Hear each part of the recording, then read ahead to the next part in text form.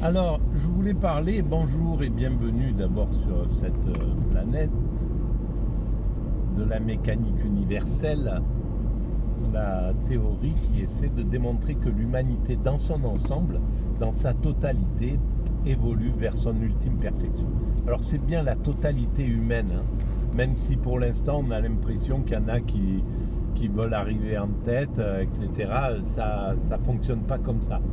C'est c'est l'ensemble humain qui parviendra à sa perfection.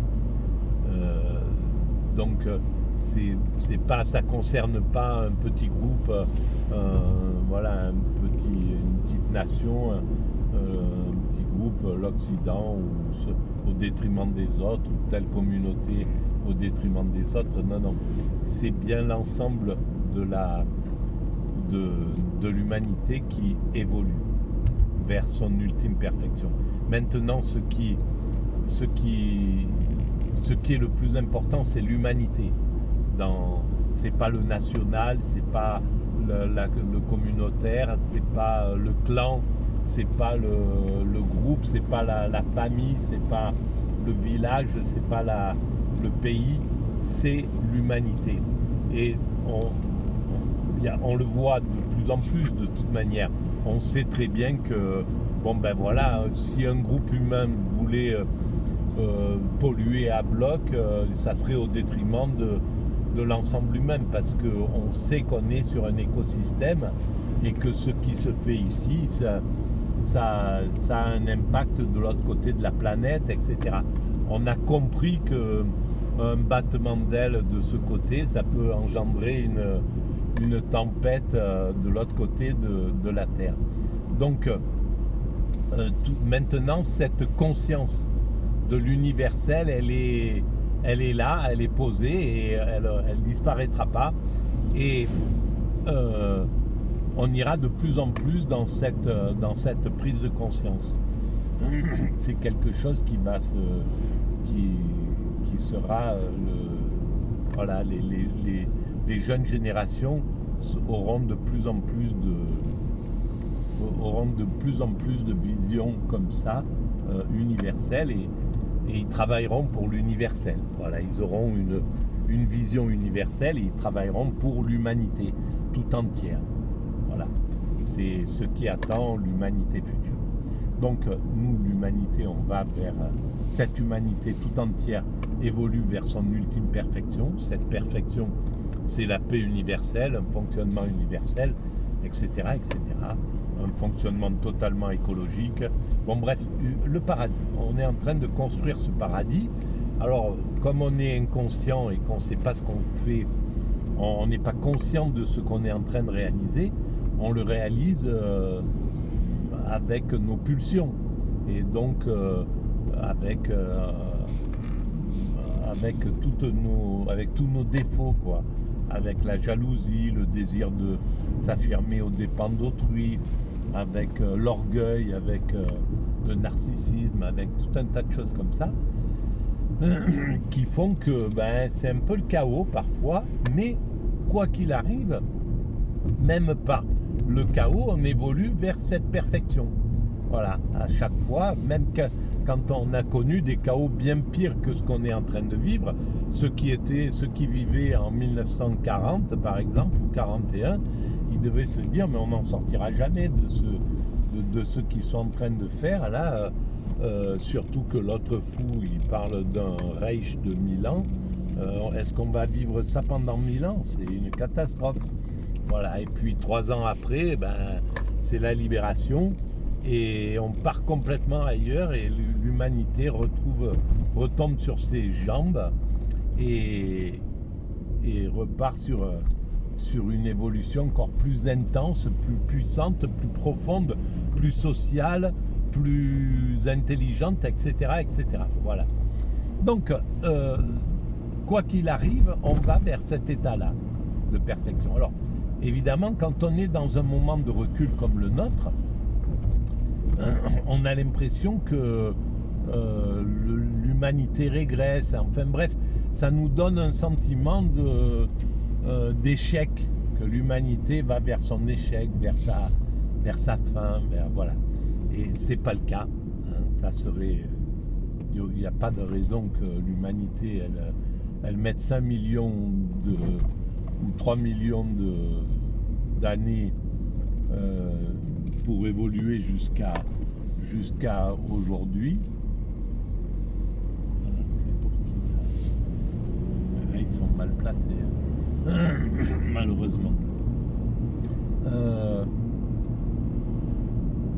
Et donc,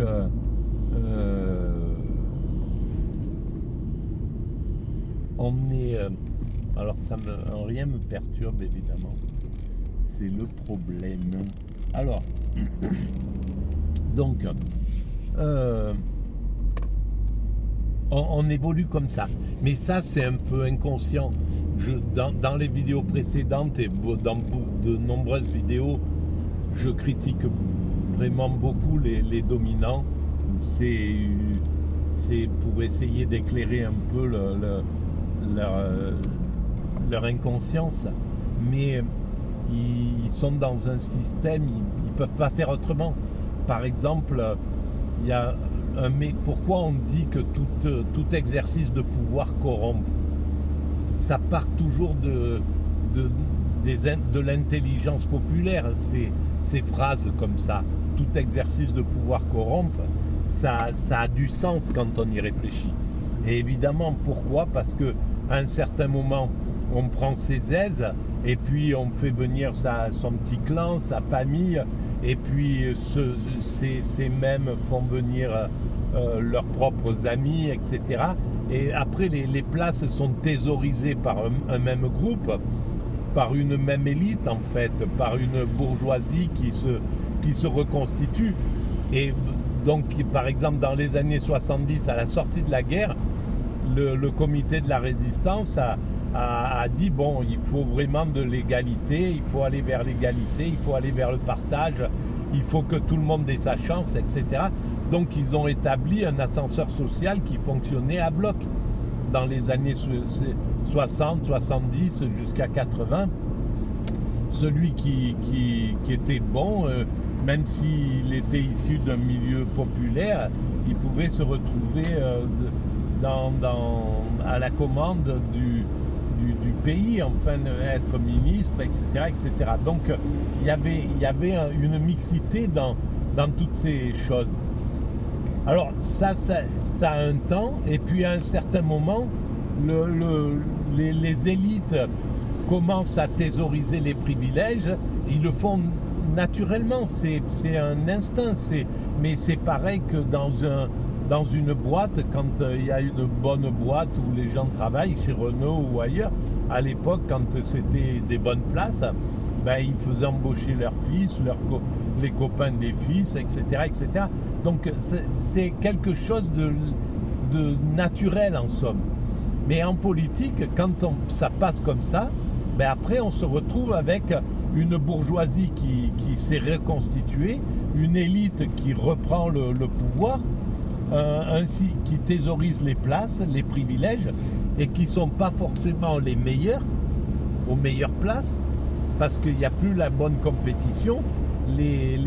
Par exemple, dans le journalisme, c'est les fils d'eux qui commencent à être... C'est des clans familiaux qui sont constitués quasiment, et tout simplement parce que c'est... Voilà, ce mécanisme-là. Mais ce qui enlève complètement la pluralité des choses, et on se retrouve avec du népotisme, et le népotisme conduit à l'échec d'une nation, quoi, à l'échec d'un système. Notre népotisme, là on est rentré dans un népotisme assez costaud, et de ce népotisme, on évolue vers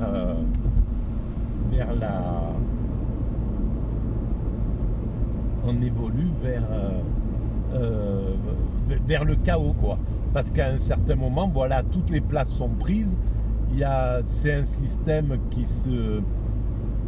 il y a une injustice qui s'impose de plus en plus, le système est vissé parce que naturellement les dominants, ce qu'ils veulent par nature, hein, mais c'est aussi naturel, c'est légitime, ils veulent pas qu'on les critique, mais ça se passe dans un milieu familial, c'est exactement comme ça. S'il y a un dominant dans le milieu familial, il va essayer de faire régner l'ordre pour que personne le critique. S'il y a un tyran domestique, un pervers narcissique, ben, il va s'organiser pour éliminer tous ceux qui ont un peu l'esprit critique et pour qu'il garde plus auprès de lui que ceux qui le badent et qui lui cirent les pompes. Donc c'est un mécanisme normal, voilà, on est dans ce mécanisme-là. Malheureusement, s'il ne prend pas conscience, ce mécanisme, qu'il est dans ce mécanisme-là, ben, il faut une révolution pour le renverser. Il faut quelque chose qui va lui faire peur et lui dire, bon, il faut changer. Et on voit bien que là, il est tellement bloqué, ce système, que il a pas peur, quoi. Voilà, il a compris qu'il pouvait terroriser le peuple, qu'il pouvait le faire taire, et donc il veut plus se faire, il veut plus réfléchir et changer de position. Il peut pas évoluer par la conscience. Et donc s'il peut pas évoluer par la conscience, eh ben malheureusement il est obligé d'évoluer par la violence. C'est le système de la surdité. Voilà, un Hitler, il avance dans son mécanisme, il peut pas. Il y a certainement des types qui lui ont dit c'est plus possible. Là, franchement, il faut arrêter. Allez, et dites bon, j'ai fait des conneries, condamnez-moi, mais protégez le peuple que je disais aimer, parce qu'en fait c'est ce qu'il disait. Il disait qu'il aimait son peuple et il a massacré. En fait, il a jamais même eu la présence d'esprit de dire bon, ben c'est un échec, ça va pas, ça marche pas, on arrête, voilà. Et ben parce qu'il peut pas. Et les dominants sont dans ce mécanisme-là. Ils peuvent pas changer d'optique là. Ils peuvent pas dire bon, on arrête, on a creusé les écarts, on réduit tous ces écarts-là, on partage, on réclame des impôts normaux, corrects, on arrête de jouer avec les sociétés de banques qui nous défiscalisent de tous les côtés et qui font qu'on paye moins d'impôts qu'une femme de ménage. Donc voilà, on arrête vraiment l'abus. On se débrouille pour que l'ascenseur social fonctionne, pour toutes les places, pour être journaliste, et ben c'est élu par le peuple, pour être etc. Donc on évite le copinage, on évite la clanicité. Et j'écrivais des choses sur la clanicité il y a 23 ans déjà. J'avais bien compris qu'on était rentré dans ce mécanisme de clan et de népotisme qui était en train de massacrer complètement la nation. Voilà. Donc je vais arrêter là pour cette petite vidéo et je vais vous proposer de mettre des pouces si vous pensez que ça a un peu d'intérêt, de vous abonner si vous pensez que ça vaut le coup,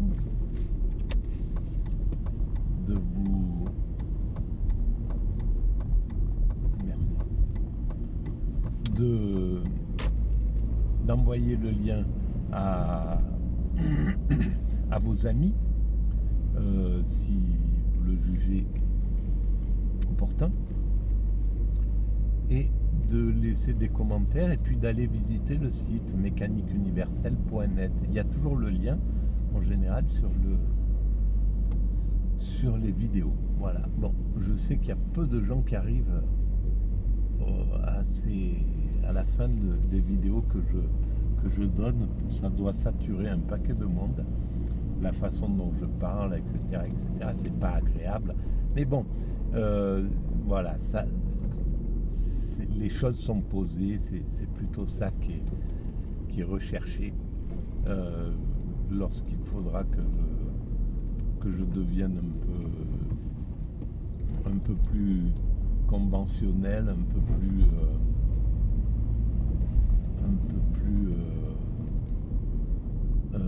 agréable à entendre, ça se fera tout seul. Voilà. Je vous remercie et je vous dis à très bientôt.